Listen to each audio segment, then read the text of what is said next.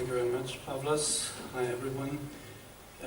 I was given also 3 to 5 minutes for the presentation of our toolset from Innsbruck, so I took the decision to keep the introduction short and to skip the main part and come immediately to the end of my presentation and to the conclusion now.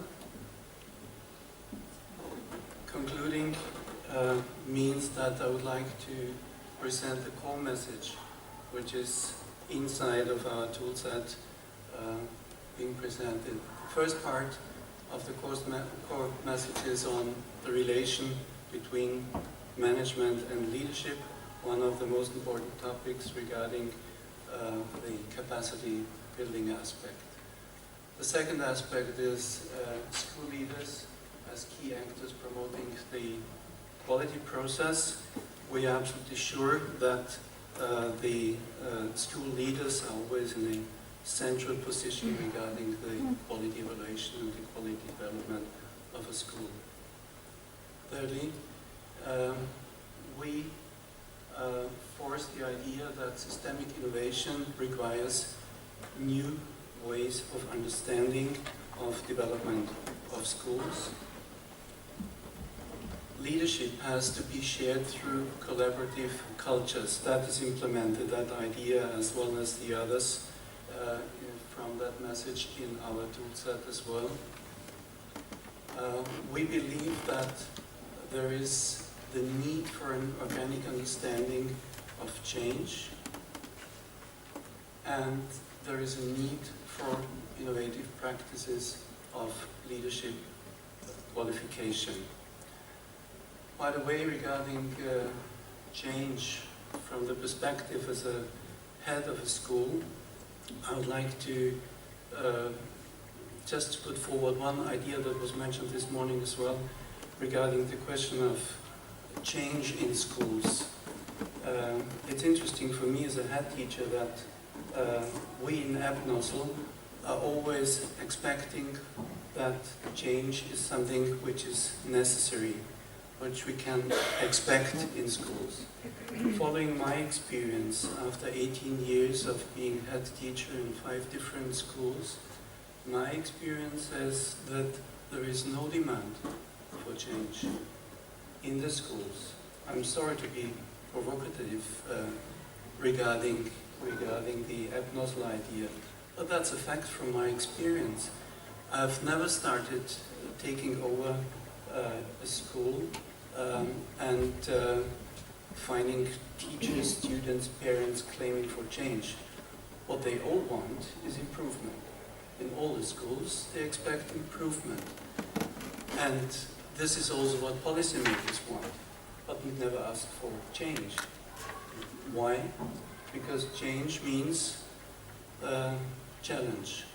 And challenge means also some burden in the normal daily life in school. And there is a kind of potential of conflicts coming up in a school where there is change and challenge and burdens. So I believe that we have especially to deal with the fact of changes which are expected because there is expectation of improvement even by policymakers. And this is why I'm absolutely sure that our toolset is right in preparing teachers, in building capacity for head teachers in order to deal with the problems and the potential conflict for change. On the other hand, and this is why I think change is important regarding the perspective of improvement of school, on the other hand, there is always a huge potential for arising positive energy within the school because of change. I experienced that in some of my schools, and I'm absolutely sure that this positive energy is one of the most important key factors for success of quality development of a school. We were thinking in our team, in our EPNoSL team in Innsbruck, what do we really want to achieve with the toolset. And I think we came up with some aspects that were already mentioned. We want to attract attention, not at least by the policymakers. We want to address all stakeholders at all levels. We want to try to support shifting mindsets, especially of school heads and policymakers. We want to support for challenge of change. We want to focus on coherence between school policy and practice, and we want to train leaders for system-wide change. And if that is really successful with our toolset, we will reach the aim, the goal of building capacity. For me personally, it was always the question, which kind of capacity are we? Are we meaning the capacity of school heads, or are we talking about capacities of students or organizations? I think that as a school head, it seems to me very important to focus on capacity building for schools, so that improvement of learning and teaching is based by and improved by an increased capacity of the whole school as an organization. The question of leadership and management is always one of the key factors, and you will find in our tool set a very important part from my point of view about the question, how strong should be leadership, the leadership aspect, and how strong should be the management aspect. And we came up finally with the proposal of the yin-yang principle of management and leadership, mainly saying that there is a certain overlap which does not allow of the separating of leadership and management within the school, but we have to train head teachers who want to work professionally and develop professionally their schools, that they are able to take leadership and to do management at the same time, but always focusing on the different aspects of school development.